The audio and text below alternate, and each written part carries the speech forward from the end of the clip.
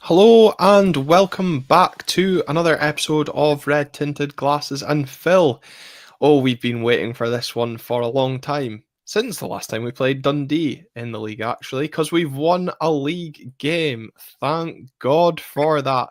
And even better, we're now up to third in the league. So, third in the league, Scottish Cup quarter final to look forward to next month. What's the problem, everybody? Exactly. The positives are rolling back in, which is nice, and I'm glad we've kind of came full circle to get the first league win in what has felt like an eternity. But yes, I think there's probably a correlation with the fact that I wasn't at Dens Park and that we actually won. But yeah. And of course, the goal scorers from our last victory at Dens Park getting themselves on the score sheet as well. So lots to digest from that game coming up on the podcast, plus a few other topics from off the pitch matters. And then, of course, we will go back on the pitch as we discuss Kilmarnock's visit to Pittodrie at the weekend as a final homecoming. It feels like it's been a long time since we've been at Pittodrie, a couple of weeks for some though, but still feels a long time. But what also feels like it's been a long time, Phil, is since Jimmy Talleen named an unchanged starting 11, and that's what we saw at Dens Park. We spoke about it on the last show, giving Kevin Nisbett the opportunity to build on that confidence from his goal against Dunfermline last time out. He stuck with him and he stuck with the defence as well. And again, we kind of touched on it. There can't be too many complaints at seeing the same starting 11. No, I mean, how many times sort of the past few weeks have I mentioned the word tombola, how it feels some of our team selections have been coming out. So, yeah, I think having that little bit of consistency in going with an unchanged lineup was definitely something positive before kickoff. And like you say, I think seeing Nisbett get a little bit of a run and it obviously paying dividend, as we'll sort of come on and discuss, is all the better, in my opinion. Exactly, and Paul Donaldson as well saying good result and a much better performance. There's still improvements that can be made, but hopefully we're getting there. And of course, we'll maybe discuss some of the improvements that could be made or on there. But there was a question posed by one of the members here on the YouTube channel, Ross Anderson, and I'm going to try and put it out in the poll for audio as well. But for those watching tonight, Ross asks, I want Nisbet at AFC next season, yes or no? Maybe a bit premature off the back of a couple of goals, but you know, his goal at the weekend is that classic poacher striker in the right area at the right time. And obviously had that miss last week against Dunfermline, but those are the types of areas we expect him to be in, the type of striker you want to be finishing those chances. We mentioned confidence, and I'm sure that goal will just further boost his confidence and potential opportunities to start games coming up, obviously, this weekend against Kilmarnock too. Yeah, I mean, it's one of those things. I think if you'd kind of asked me before the turn of the year, if I would have wanted Nisbet to stay, I probably would have said no. Didn't really look like the sort of striker that at least I had from memory of his purple patch at Hibs. But I think really, I don't know what the difference has been potentially that competition for places that Jimmy mentioned in his post-match interview with Rob McLean, who tried to be as dour as ever despite the win. I think maybe that competition for places, I've noticed a lot of the maybe criticisms that I know that myself and you, Glenn, have sort of posed towards Nisbet about not getting himself in between the posts as much as he really should be. Seems to be totally different now. I thought against Dundee he was in the right places at the right time. Obviously for the opener was where he needed to be. And if he can sort of find a run of form, wouldn't be opposed to having that option. Obviously Daba's loan as well has an option to buy. So I think having a striker that can sort of consistently be here would be quite useful. Yeah, it's interesting because I spoke about his performance against Dunfermline and the work he did off the ball, and I felt everybody kind of noticed that against Dundee. Even so, I remember arguing with Keith about the fact that Nisbet started the game. He'd have liked to seen Daba, and I says, well, I think his work ethic off the ball justified it. And Keith was like, oh, I've not seen any of that. And by full time against Dundee, he was like, okay, I take it back. So I think, there is other aspects of his game. And, John Kilo points to the fact that, he's beginning to look fit again. But I think in terms of the overall question that Ross asks about, would we keep him? Andy B's got concerns over the hefty wage he's currently on at Millwall, also still having another year left on his current contract. It would be an expensive signing, both in terms of getting him out that contract and probably looking to match that wage, or if you'd even accept a wage cut to move back up here. Yeah, I mean, it was always one of those ones where I think if it was a permanent deal, there's always going to be that little bit of risk attached to it. Like you say, one for the financial side, two with his injury history as well. I think time will tell, whether we're maybe being a bit, as I think someone else in the comments have said, I think it's maybe Dave McLennan said, we're maybe being a bit premature and a bit early to sort of judge whether he is the sort of striker that we should be looking to potentially break the bank for. But I think, if you can get that run of games under his belt, as much as we're all wanting to see Da back in the team, I think if he can have that run and prove to be, the goal scorer that we all thought he was when he first came in, all the better. Absolutely. And obviously between now and the end of the season, we can only benefit, hopefully, from him continuing to score, and whether that's from starting or coming on as a substitute, because obviously we'll come on to Dabag's performance, albeit a very much cameo appearance, but there was still, for me, plenty to be encouraged from that. But another comment I want to go back to in terms of the starting lineup, and the fact that it was unchanged, comes around our centre midfield partnership of Ante Palaversa and Nielsen. Our 3 wins in 2025 have all come with that centre midfield partnership. And as Graham Gibb commented on our last video, and I can see he's watching tonight by the comment section, is the similarity that both Graham Shinnie and Nielsen had was something that all of us could see. Asking for one to be dropped, getting Palaversa in there. It's almost frustrating that it's taken, especially given the run we've been on, to identify that one needed dropped and we put in Palaversa. And yeah, okay, 2 of the wins were against Elgin and Dunfermline, but it's starting to click in that midfield now. Yeah, absolutely. I mean, I think Palaversa showed again just how good of a football player that he is. He quite comfortably won our Four Threads Man the Match that we kind of vote on in our chat after the game. So a really, really good performance from him again. And I think as well, it's kind of helping revitalise Nielsen in a way. I feel the work he does gets highlighted a little bit more. I think as well, maybe that rest that he's had, over the start of this year as well, has probably been a factor into that. But I just think it looks a lot more balanced, especially when you include sort of Pape in the 10 as well. I think it gives that midfield and attack a much better link than what we've had previously. And I think, Palaversa's key in getting that ball forward as well. Do you think there's anything in John Keel's comment about the minutes he's now getting on the fact he's committed to signing the contract? I mean, I think potentially. I do still think a lot of that was probably down to just sort of managing that injury. He spent a lot of time on the sidelines during his time in France. So I think, as we've seen with other players potentially being rushed back too soon, Meatov being the example, obviously featuring the matchday squad against Dundee, but potentially he got forced back in a little bit too early, and then it sort of came back to bite him. So I think getting him to that point where he was fit enough and sharp enough to be consistently playing, I think was kind of key to Jimmy. And I don't think the contract really would have impacted that.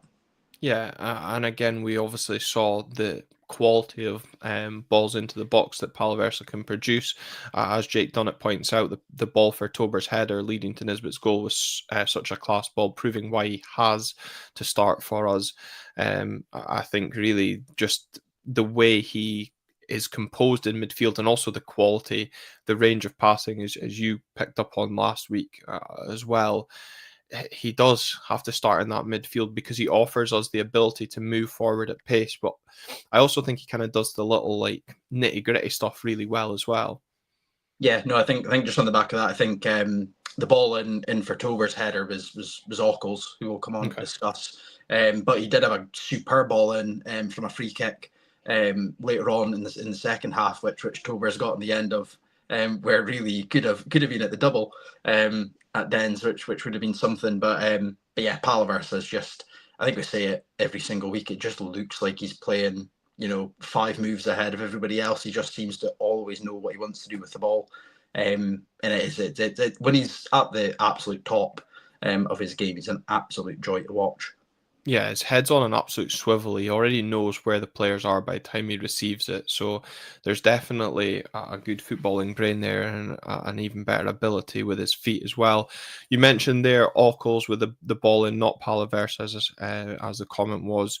Sam Gordon picking up on Ockles' delivery as well. I suppose we should come on to that supporting three, if you want, who helped Kevin Nisbett up top, because certainly our group chat was kind of had various different opinions on the front three, but I think overall we could agree that was Jeppe Ockels' best game in an Aberdeen shirt so far. Yeah, it was certainly up there. I mean, I thought he did everything that he really needed to and everything that we kind of wanted him to.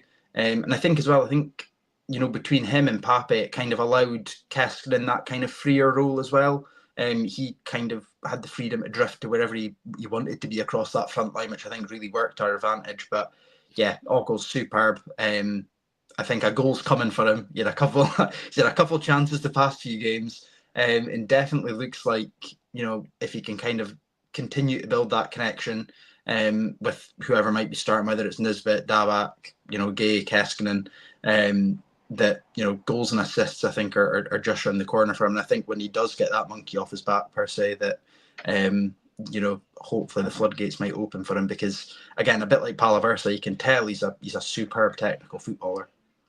Yeah, and he was desperately unlucky. It's a great save from John McCracken to deny him at the weekend as well. But he has that ability to kind of effortlessly glide across the pitch when he cuts inside.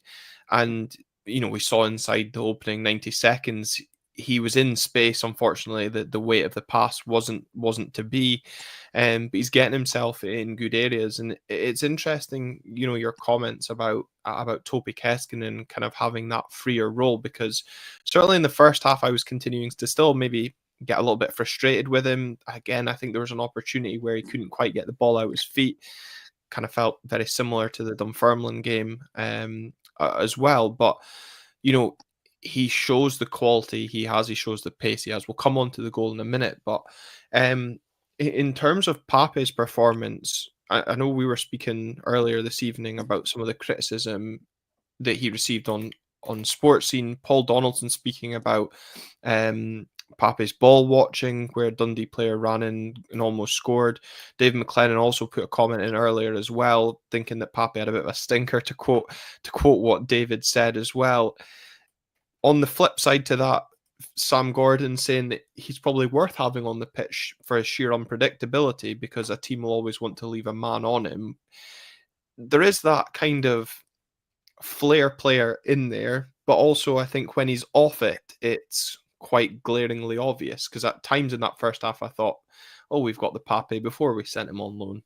Yeah, I think it was like Paul's comment there. I think the first half especially was just... not his finest one. The one that really sticks out to me was that chance really early on in the first half, where he just seemed to almost just have a bit of stick drift. He just seemed to sort of slowly meander his way sideways while Silla picked the ball off, and led to a really clear-cut Dundee chance, which was a little bit frustrating. But I think once we got that opener, it kind of allowed Pape to play his game a little bit more. I think, the game opened up a little bit, and I think that's when he's at his best, like we always say, when he's got the space to just kind of float around and generate, the unpredictable nature of himself, generate chances just by dragging players out of position.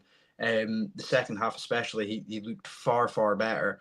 And I think, as I said earlier, having him in that 10, I think has helped Nisbett as well. I feel he links that sort of midfield to attack a lot better than the other options that we've used there. So I think he is definitely a player that suits sort of how Jimmy wants to play.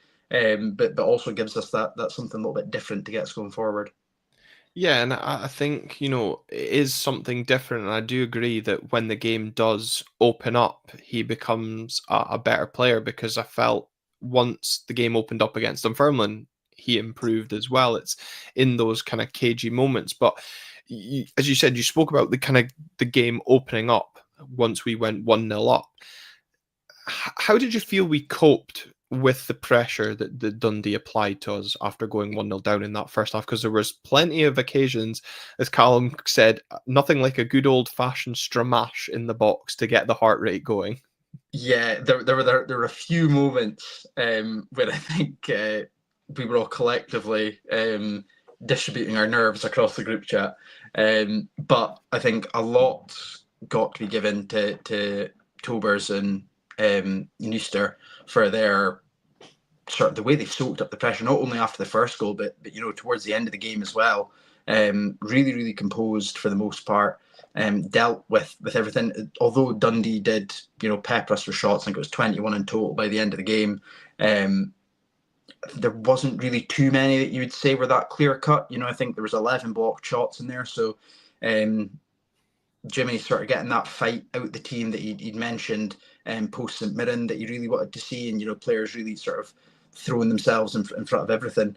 So I do think we handled it well, and I think the sort of changes from recent performances, just the fact that we did try and get the ball back higher up, we did try and put that little bit of extra pressure on, which I think if we just sort of sat in, it would have been a hell of a lot worse for the heart rate. Yeah, and I guess it could have been more interesting. Obviously, you mentioned Tobers and Knusters there in the centre of defence.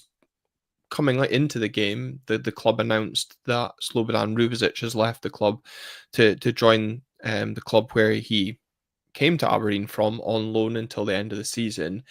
It was, I don't know, the statement's weird because it says that he's gone in search of first team minutes.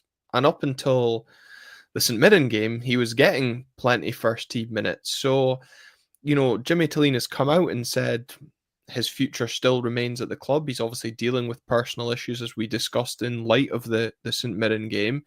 It's a good opportunity for Ruby to be closer to friends and families who, I'm sure, not saying that the club haven't supported Ruby during this time, but maybe can offer a better support and a better network back closer to home. But I don't know, there was just something from the statement, personally, the way I read it, to kind of feel like that could be it for Ruby's time at Aberdeen. Do you think he's got a future here after the summer? It's really tough. I mean, it's not the way that I think any of us would want Ruby's time at Aberdeen to end. There's no denying he's been a bomb scare at the best of times during his time in a red shirt. But I don't think he can fault the sort of passion and commitment he has to the club. So it would be a little bit unfortunate if this is the last we sort of see of him. But, a bit like you, I think it was so vague and ambiguous, the statement, that it was kind of hard to tell sort of where it looks like he's going to believe his contract until 2026. So he would have another year on his contract. So it'll be an interesting one to see what happens should he return to the club in the summer. I'm not sure if it's a 6 month or a sort of year long that he's away.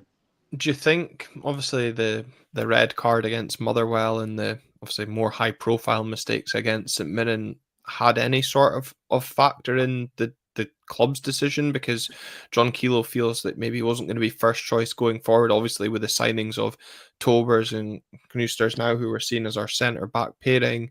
Those are players signed by Jimmy.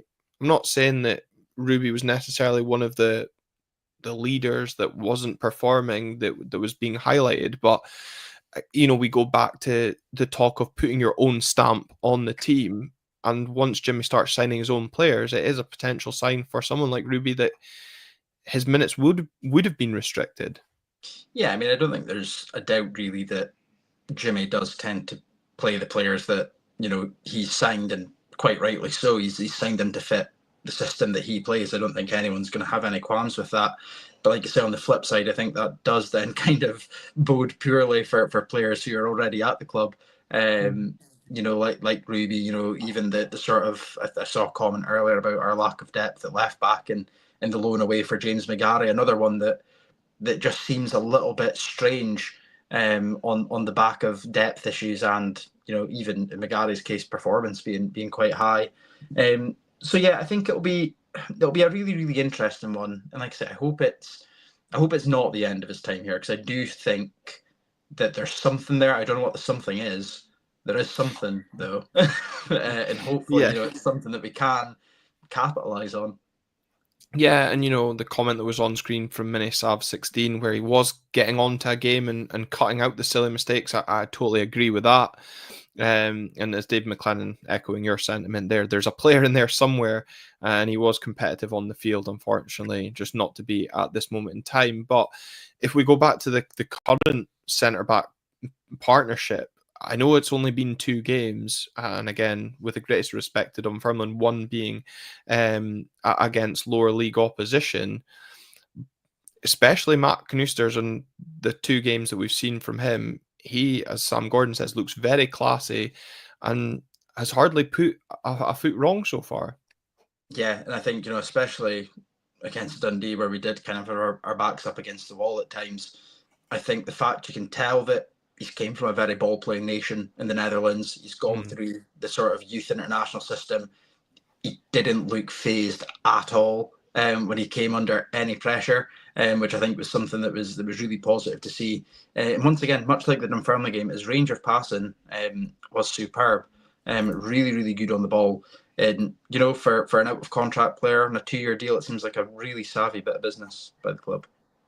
It does, and again, obviously, the more minutes that they play together, the better the partnership, in theory, should get.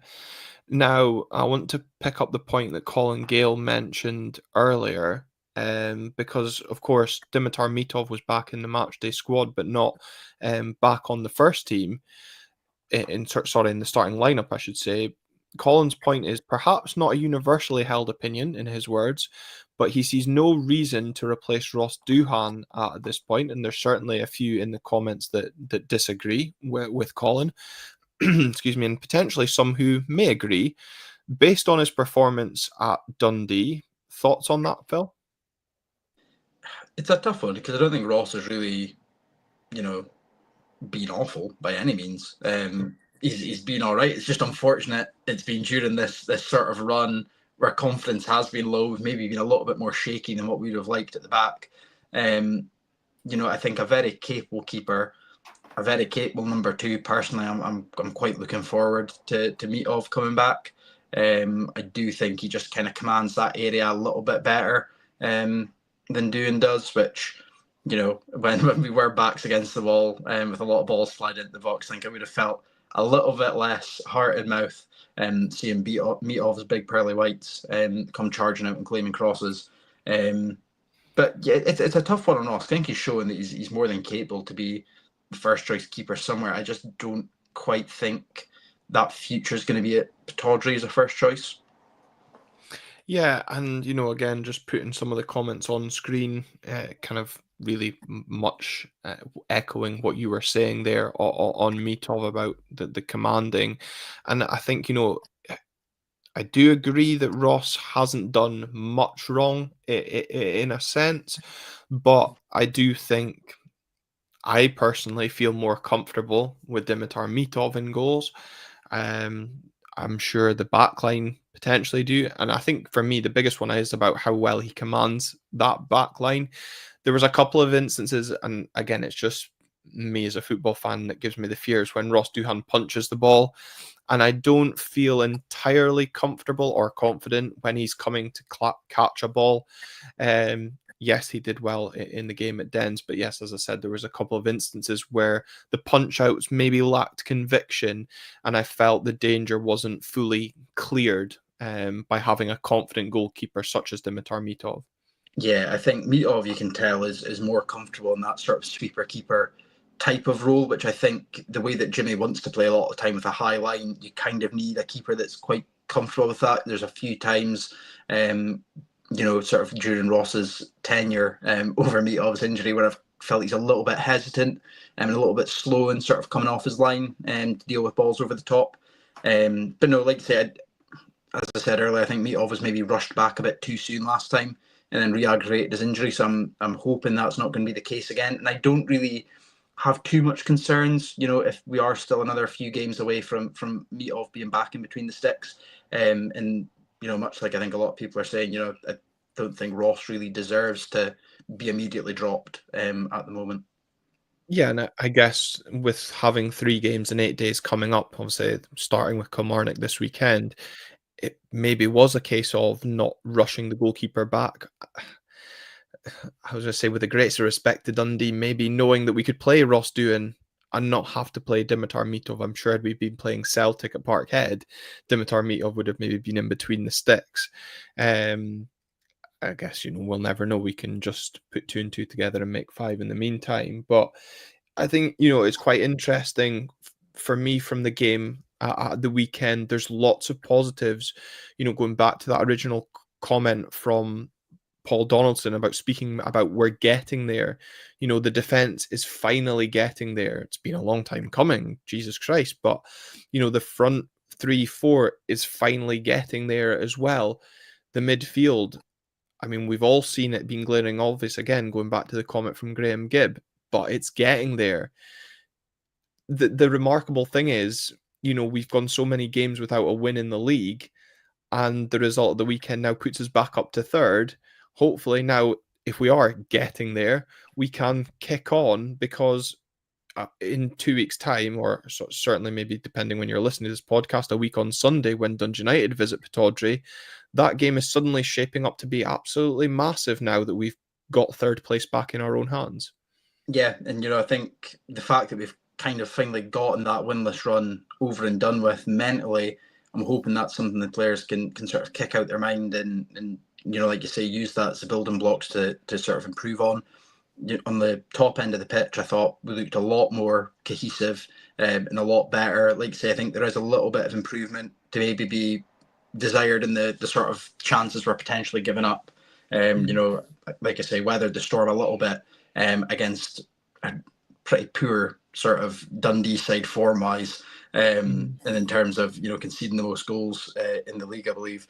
So there are areas to improve, but I think like you say, it's definitely coming, and you can definitely see that it's getting there. Yeah, and I think, again, what impressed me most was the intensity to our play, the kind of passing and moving. Again, was akin to what we saw in the opening couple of months. Similarly with the second goal as well, Kevin Nisbett grabbing the assist for that. But the way we pressed to win the ball back, Topi Keskinen, yes, he's left in miles of space. Yes, if you're a Dundee fan, you could maybe argue that Donnelly could close down rather than backing off, but take nothing away from that hit. Is that goal of the season wrapped up, Phil? There's still a bit of time for another belter from Keskinen to eclipse that one. But yeah, by far goal of the weekend. There were a few belters over the weekend, and I've seen some debate on the BBC about who takes the pick. But for me, Keskinen's goal is just superb. Like I say, is drifting into that more central position on his right foot, and the power and the precision to curl it around the defender into the top bins is unbelievable from Topi. And like you say, Kevin Nisbett doing great to sort of lay that ball off, something we're kind of wanting to see a little bit more from him. Yeah, again, it kind of echoes into the point that I said about him dropping back and being very unselfish in some of the work that he does as well. But I think for Topi in particular, that goal surely gives him a hell of a lot of confidence, similarly to Kevin from the game against Dunfermline, because we were sat here, 5-6 days ago speaking about how much of I certainly was, how much of a frustrating player Topi Keskinen was and how he looked bereft of any sort of confidence in front of goal, yet plucks that out his arse. It was just unbelievable. It just sort of came out of nowhere as well. And I think, I would be interested to go through the RTG archives to see how many times I've asked for us to start shooting from outside of the box. Because I didn't even expect Topi to take it on, because it's just something that, I don't know if it's tactically or like we've been saying, sort of confidence-wise, where we just don't want to take them on. That it caught me by surprise. And, for that reason, I'm not really surprised that John McCracken was caught by surprise and sort of stranded in the middle of his goal. But yeah, just an absolutely unbelievable finish. And, I'm hoping, again, this is something that Topi can use to kick on a little bit. He's came under a fair bit of criticism from myself and others, probably just due to the price tag. So if you can produce quality like that, he'll certainly pay us back and more, I think. Yeah, and as you said, caught McCracken by surprise. I'm sure the few in the away end were caught by surprise as well, just on that away end as well. What a noise they were making behind that goal as well. Came through loud and clear on TV, and again, just a phenomenal support. Given the run that we're on, and hopefully we see an equally good support this weekend in that game against Kilmarnock. But Minisav, you certainly weren't the only person that was saying Topi had been mints at half time, because probably if you go back in the RTG group chat, there was me definitely saying that as well. But then in sheer disbelief when that found top bins as well. So yeah, definitely interesting to see if he scoops goal of the season at Player of the Year awards coming up. But what I'm sure disappointed us, certainly in the group chat, and I'm sure will disappoint Jimmy Talene as well, is how quickly we switched off after that second goal and gifted, really, Dundee a simple way back into the game. For all the chances that they'd created and all the great work we'd done defensively, that will be one black mark against the defence. I'm sure Jimmy has. Yeah, it's a sloppy one to concede, and I think it was, probably it is the worst time, right off the back of a goal. And I think especially against a Dundee team that had been putting a little bit of pressure on throughout the game. I think if we kind of at least just sort of shored ourselves up for sort of 10 minutes, the heads would have dropped, and they wouldn't have had that boost of confidence they had, where they did sort of pepper us for the last sort of 10-15 minutes of the game. But yeah, just really, really weak on that left-hand side. I believe it's Ockles, I think Nielsen and McKenzie are all out there, and it's just really weak attempts to stop the cross getting in, and then just, somewhat understandably off the back of a goal, kind of asleep in between the posts from Tobers and Jensen, allowing Palmer Holden to get goal side. So a little bit of a frustrating one. But I think it was good that, once again, we unlike sort of on this run, we didn't really let that affect us too much, and kind of quickly got back on getting on the ball and try to play out and really play our brand of football. Yeah, and I think, it's difficult to be too critical of the defence. As you said, it's a perfect time to score a goal if you're the opposition, the worst time from an Aberdeen point of view. It just felt, certainly for me, that after all the kind of stuff that they'd thrown at us throughout that first half and then obviously into the second half, that was the manner in which we conceded. But I think you're absolutely right. A lot has to be credited to the players and the management staff for not letting their heads drop and going on to concede a second. But also, I think, you also have to credit the crowd as well, in the sense that the away crowd continued to back the team, because we've seen throughout this run, when things aren't going our way, that the moans and groans kind of seep through.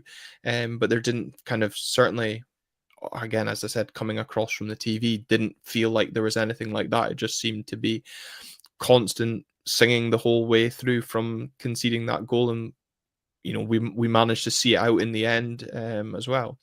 Yeah, I think it was a great away end, and I think probably the fact that we were still in the ascendancy at that point potentially helped negate a little bit of the groans. I have no doubts there was some element of nerves behind the goal, but I think the fact that it didn't really, as much as we were getting pressured by Dundee United, it didn't really look like we were going to concede.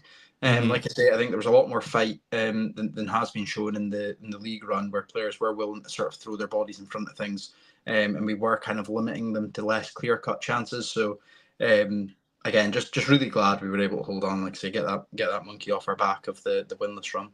Yeah, it wasn't, the nerves certainly weren't helped at times when, I know we made the changes, obviously Alexander Jensen moving over to left wing back, Nicky Devlin into his more natural position at right wing back, but when Shaden Morris came on, yes, he was an excellent out ball, but the one instance where he decided to hoof the ball across his own box, I was like, oh no, this is going to be a long final 20 minutes.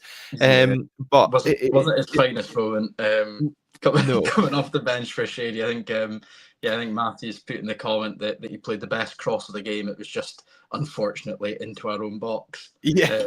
Which I think is a very telling and a very fair assessment of that one.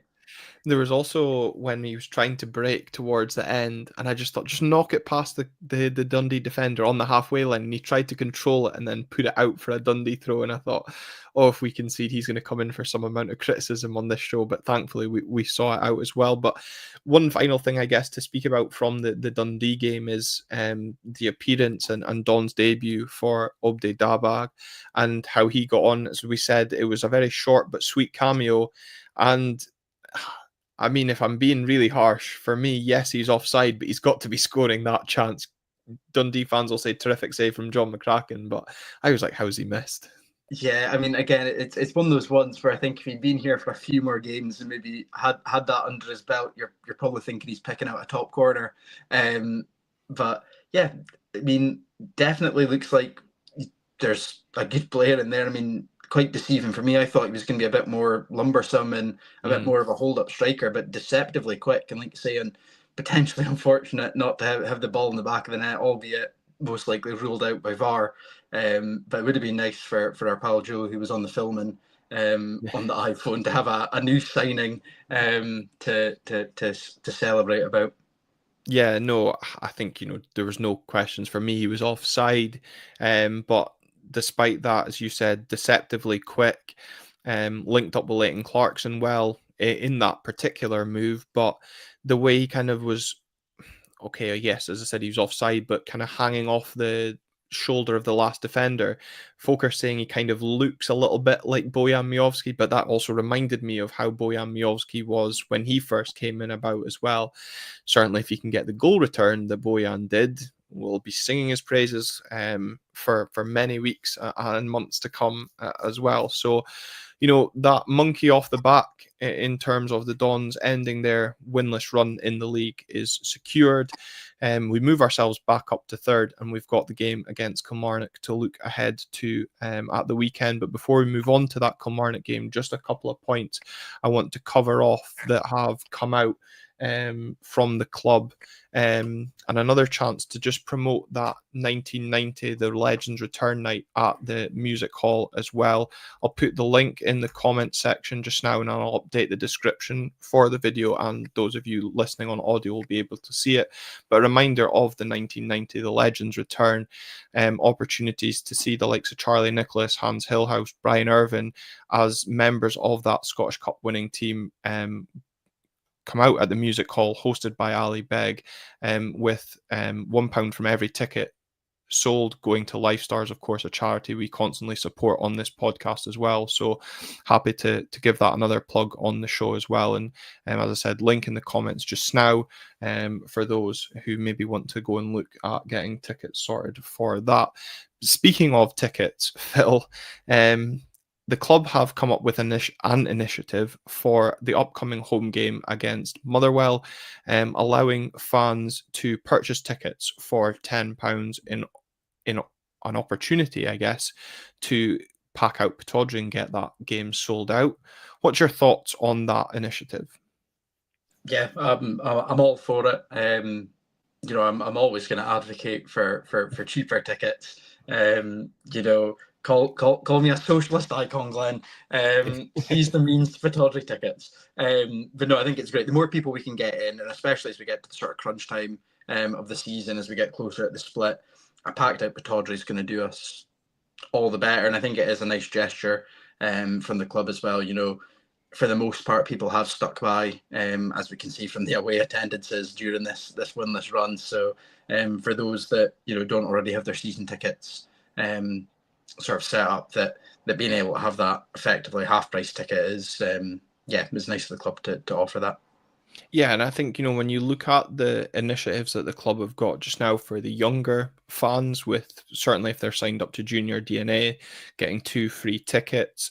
And in general, I think the club do an excellent job at pricing tickets for the younger generations in our support, but maybe sometimes not so easy for the parents to afford to go along as well. So an opportunity to get families along, and yes, at a discounted price, which in turn, hopefully, if we put in a good performance and also get a good result, could encourage them to come back and pay full price at a later opportunity. I know there's frustration amongst season ticket holders at maybe wanting a discount of their own, and I know I've certainly had debates with people today, constructive debates I may add, around wanting to see discounts applied to season ticket holders for the cup game. Unfortunately, I think doing that becomes difficult when you've got set prices. I said, yeah, I'll even take a pie voucher for that Motherwell game instead, but it's difficult. I'd see both sides. I can see why some season ticket holders would be frustrated, but of course the bigger picture here is about generating a bigger crowd, again, more money for the club, better atmosphere, and then hopefully that sees us over the line for 3 points. Yeah, absolutely. I mean, it's trying to strike that balance. I think since the club's moved to Don's cash as well, that sort of benefit of being a season ticket holder feels a little bit less tangible. If anyone's much like myself, they probably forgot they had any Don's cash until they got the email a few weeks back saying it had to be used by the end of May, I believe. But potentially, if the club wanted to do anything, they could extend Don's cash to the tickets for the cup for season ticket holders to get a little bit back, because obviously they probably won't be able to bring the price of the cup tickets down unless Queen's Park agree to it. So potentially offering that Don's cash incentive on the cup tickets might appease a few people, but I'm not really too worried, to be honest. Yeah, I think actually because of normal season ticket holders don't get any Don's cash on match tickets. It's only if you're a DNA member. So even, putting that as an incentive, I would still, I'm going to pay whatever price it is, let's be honest, but something a little bit back, because right now, yes, I might be buying tit for tat out the club shop. No offense, Jason. The quality at the club shop is very good. But just boosting that Don's cash for taking that money off the season ticket when those prices come out. And certainly, I don't know if there's any DNA members watching this podcast just now, because I can't remember what the email was that my colleague got last week, but it seemed to indicate that season ticket prices could be coming out around the back end of March. So that'll certainly be interesting, and hopefully the club are finally timing that run of form just right to coincide with season ticket prices. So we'll see. We'll keep our eyes peeled for that. But hopefully that run of form continues this weekend, as Kilmarnock are the visitors to Pittodrie. And I'm delighted, very last minute, but he has agreed to join us on the podcast, is Martin Walt from the Killie View Podcast. Martin, welcome to the show. Hi, thanks for allowing me to come on at such late notice. Pleasure to be on. Certainly looking forward to the game this weekend. I don't know about you guys, probably a bit more than you was before Dundee. Yeah, certainly a bit more than come 3 p.m. Last Saturday, and obviously great to have you on. You have been on the podcast before. We normally get your co-host Laurie on the show as well. If we speak from a Kilmarnock view first, looking ahead to the weekend, a resounding win over St Johnstone last time out. Surely, like ourselves, confidence must be high going into this game. Yeah, to be honest, obviously the transfer window finished and we were looking to get some reinforcements in up front. Didn't really happen. Didn't think it would happen. But before then, we had Dundee United to task. First, at that point, we were 12 points behind them. Now we're only 6 behind them. So that in itself, closing a big gap, all of a sudden top 6 does feel possible again as well. It's a crazy league, and it just goes to show what a couple of wins can do for you to boost your confidence. And I'm not saying we're going to go there and beat Aberdeen, but it gives us a better chance after those last 2 results. Yeah, and Phil, I suppose from the Aberdeen point of view, as I said earlier in the show, third place becomes back in our hands going into a home game against Kilmarnock. With the greatest of respect to really any team in the league, I would be looking at us to be winning our home games. But from a Killie point of view, they've now got their sights set on the top 6 on the back of the weekend results. So this game does carry importance for both sides, but for us, it's just about continuing that momentum and confidence. Yeah, I mean, it's obviously it's not going to be an easy game. It never is. Derek McGuinness always seems to set up quite well against us. Not too sure why that might be. But Killie knocking on the sort of door of the top six just now, so they've got everything to play for. And I think the front line seems to be hitting a little bit of form as well. Obviously, Murray scoring that free kick at the weekend. I think Watkins scored the goal against United, and the player that's really impressed me is Bobby Wales. Looks like a really great talent for Killie. So there's I think definitely going to cause a lot of issues. But I think the fact that we've got the chance to kind of solidify that hold once more on third over Dundee United should be hopefully incentive enough to really go and bring a good game to Pittodrie.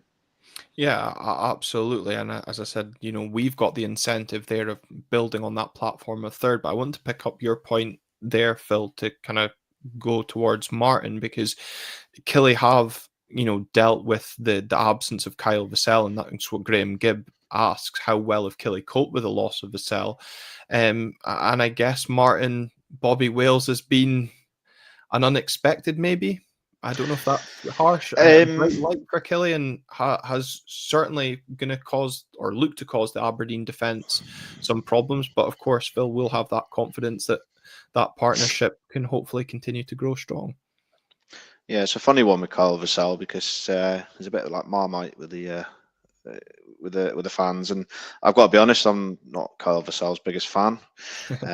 Probably because of his bad spell at my English team back in the day. But no, he does have his strengths, Vassell. When you're playing probably the teams like when you're playing Rangers or Celtic or even yourselves, I suppose it's probably his sort of game. But without him, we don't play that long ball as much. We look to play a bit of football. So when you've got likes of Polworth and Carl McGuinness in the middle, you look to play for the middle more and just press up high and get it out wide. And we have played a lot more good football. In actual fact, at the weekend, we played okay, but we've played better and not won games as well. And that's not, without Vassell either. So he sometimes can be a hindrance because he's sometimes looking for the free kick too much. He's a strong boy. Sometimes does tend to go on the floor a bit too much. I don't get the whole media hype about him being our main threat. I really don't. I don't see him. There's better threats in our team than Kyle Vassell, if I'm honest. I guess then, in terms of that threats, and there may be gaining a better opportunity with Kyle Vassell's absence, who I should say, are the players you're looking to hurt Aberdeen this weekend? As Michael Taylor says, you're a big, strong, physical side. It'll be a tough game, and there's good individual players in that side. Yeah, we're good at what we do. Well, like I say, we are a physical team. Like Joe Wright, Lewis Mayo, these are all good, solid players, and Darber. I love a red card too. Yeah, well, we've managed to temper that down. I was actually surprised. Matthew McDermott had a very good game at the weekend. I was scared when I seen he was ref at the weekend. I was all for not going, just for him. But no, we have managed to curb that side of things. But in general, we are like a good physical battle. But we do have the ability to get the ball down and play it as well when we want to. And like I say, getting out wide. So I mean, the squad at the weekend is the strongest we've had in a long time.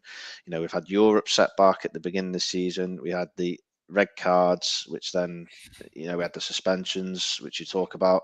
And then we've just had the injuries. So it's been an absolute nightmare. So it just feels like our season's about starting now and it's nearly the end of the season, but it is what it is. But yeah, the likes of like Armstrong, who's been way off the boil this year, been our best player for the last 2 years. With him and Kennedy obviously been injured as well. Fraser Murray for me is one that's just like a confidence player, and he's just come into the team, bags of abilities, like an old-fashioned winger. Likes of Kennedy and Armstrong like to cut inside. Sometimes that can slow the play down. Fraser can go inside, outside, and yeah, I mean, he's really on the money at the minute. He's probably, since Christmas, been our most consistent player, so he'll be one to watch out for. Yeah, and certainly caused us problems at Rugby Park, as you said, Phil. In terms of, Martin makes a good point about confidence players. We've got players, hopefully now, with a bit of confidence. Kevin Nisbett, Topi Keskinen, as we both identified. Do you expect those players to continue to start? Do you think it could be 3 in a row in terms of an unchanged 11? Andy B makes a good point, of course, with now clubs having that midweek game after this weekend's game. Do we maybe need to be mindful of some minutes? Because he points to our record in Glasgow playing Celtic with minimal rest. So do you think Jim Maitalin might have one eye on that game or full focus on this? I think, minutes probably do have to be managed a little bit here, but Jimmy's the type of man, he says it every press conference, every post-match, he only looks one game ahead. Mm-hmm. I think that's maybe more just a quip than anything. I don't think any successful manager can just look one game ahead.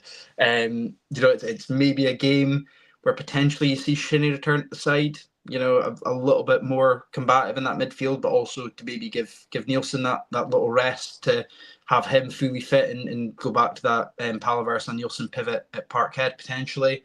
Is it a game where you maybe look to change one of the wingers as well?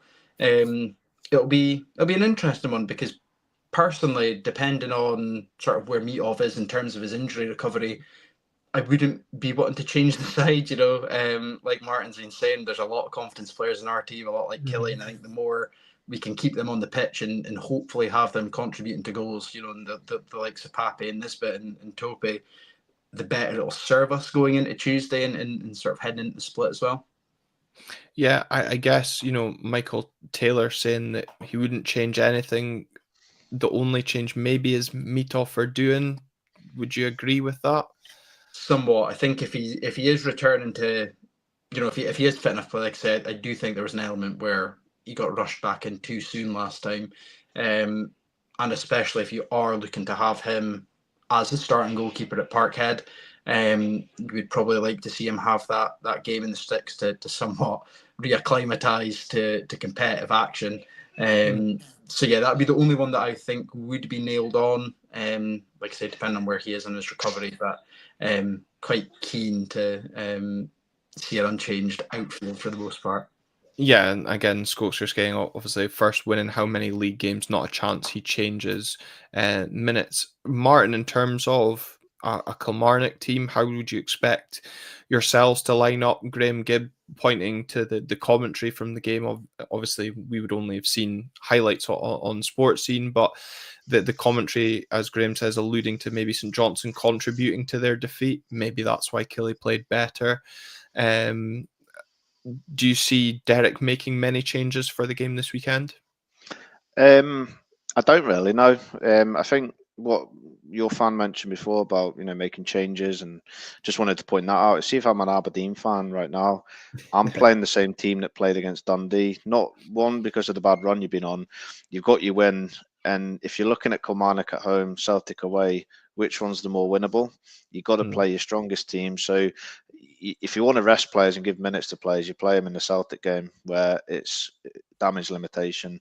It's one of them, so just on that point there. But yeah, going to the game, I don't think Derek will change it much at all. He's known for his tombola in the past, but the only thing I can maybe see him bringing in is Kennedy, but then he might put Murray on the right, but he's definitely not dropping Murray. He's actually stated that much in his presser that he's got to find a place for Murray at the minute. He can play wide right, can play wide left, he can play as a number 10, so he will fit him into that sort of position where he needs to.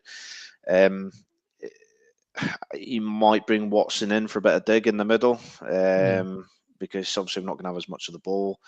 But then, to be fair, St Johnstone had a lot of the ball. You mentioned it there about stats, and it didn't look like they had the better of it, but it was where we used the ball. It's all well and good having all the possession and that, but if you're playing it in your own half, you're not really doing anything with it. And not just that, we pressed really well from the front, and Derek likes his team to do that. And statistically, we are the third highest team in the league for press in the third, in the final part of the pitch behind Rangers and Celtic. So in terms of that, that's our sort of what we do. We just don't do it enough. But I remember last season it paid off against you, against Rubezic, where we scored. And then it's paid off this season. It doesn't always pay off, but if we do it well, it comes off. So yeah, I can see us being a similar team. It's always hard though. I don't know from your previous experience under Derek. He'll pick a team and you're trying to work out the formation. Yeah. Honestly, and he puts in Dabber in, and you're thinking, right, that's a 4-4-2, and then Brad Lyons is at right back, and then Dabber's in the midfield. For me, the Dabber in midfield doesn't work, but it's one of those where it probably will work next week, but it doesn't work. In terms of, I think you're right. McInnes will always do something to surprise you. It was interesting to hear you talk about how successful the press is for Killie.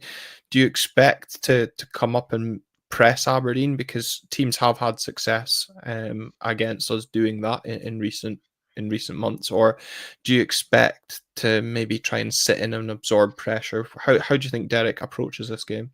No, I think it's always we got to press high. I think Derek likes his defence. He talked about the work that Vassal and Watkins did defensively last year, and that he likes his strikers to defend from the front.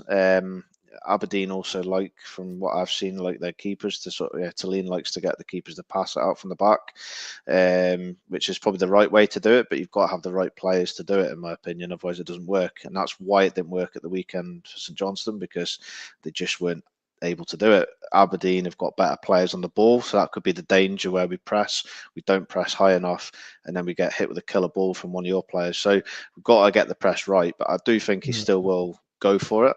And there's certain times of the match, I suppose, where you go for that press. But I mean, even in the Celtic game in the Cup, we went from the off with the press, and we nearly got caught by a run, but we still went for the press. So yeah, I think the same will always continue with that. It's quite interesting, Phil, as well, because Martin mentions that we've been playing out from the back. It was quite interesting to note that we stopped doing that against Dundee and resorted to long balls up the pitch from goal kicks. I'm sure there'll be plenty of people relieved. Certainly the guys around me in the main stand from the Dunfermline game will be most relieved.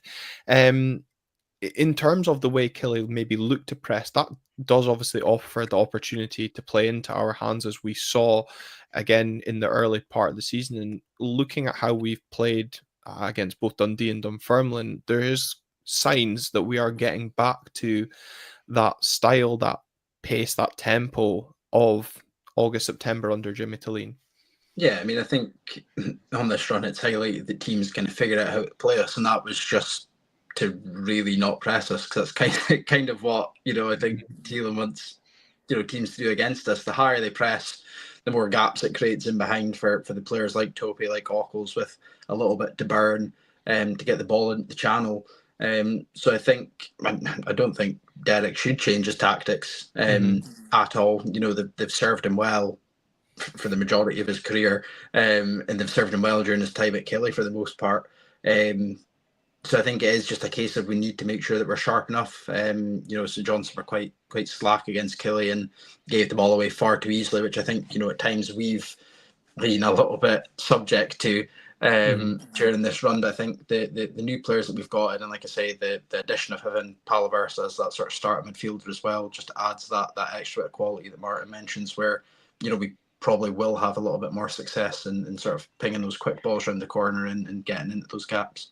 Yeah, and certainly up against, that Killie midfield, we've seen what David Watson can do, and Liam Polworth certainly has the experience as well. A couple of questions for you as well, Martin, coming in from those watching. Is Calvin Ramsey been playing for you guys?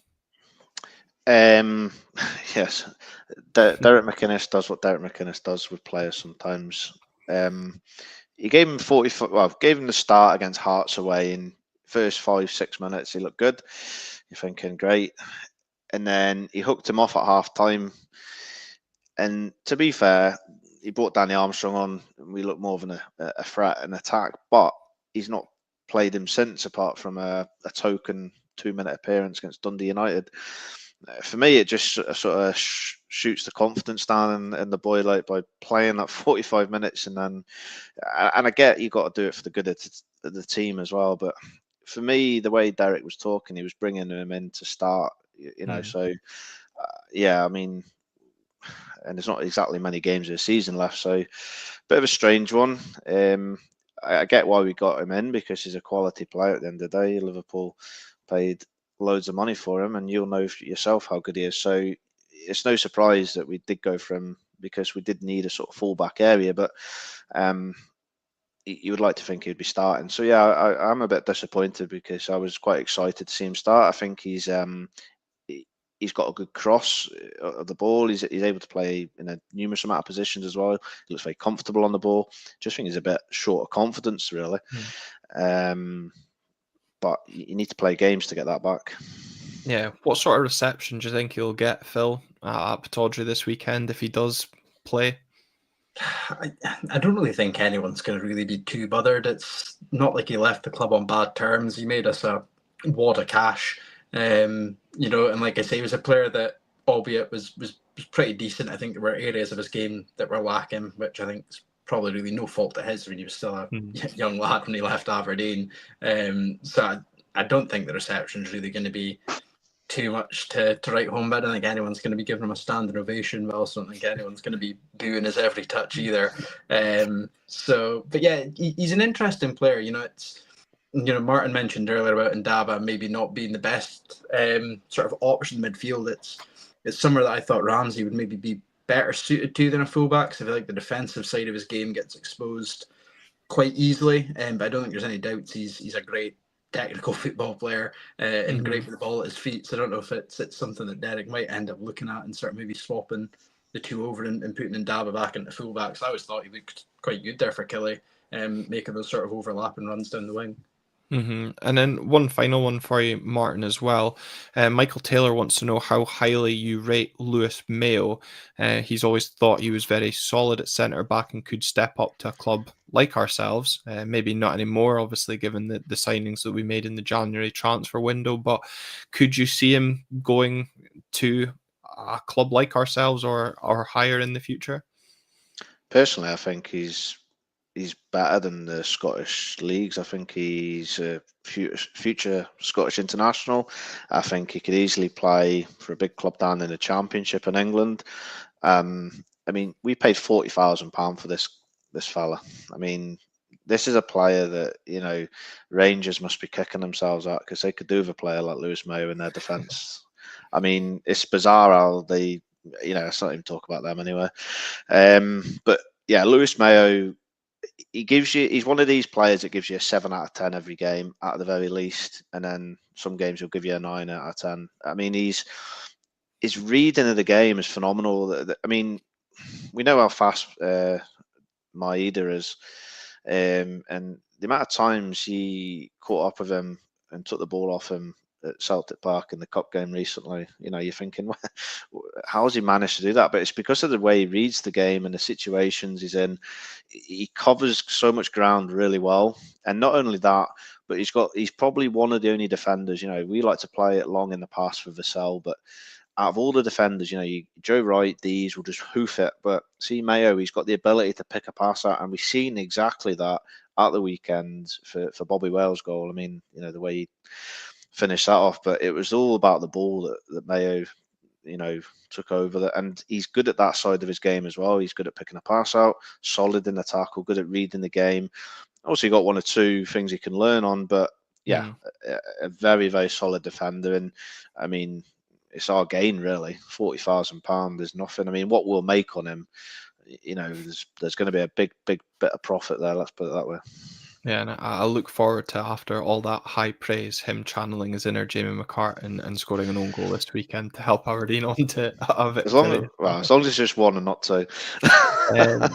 Phil, final word from yourself. Obviously, the games against Kilmarnock are usually close encounters.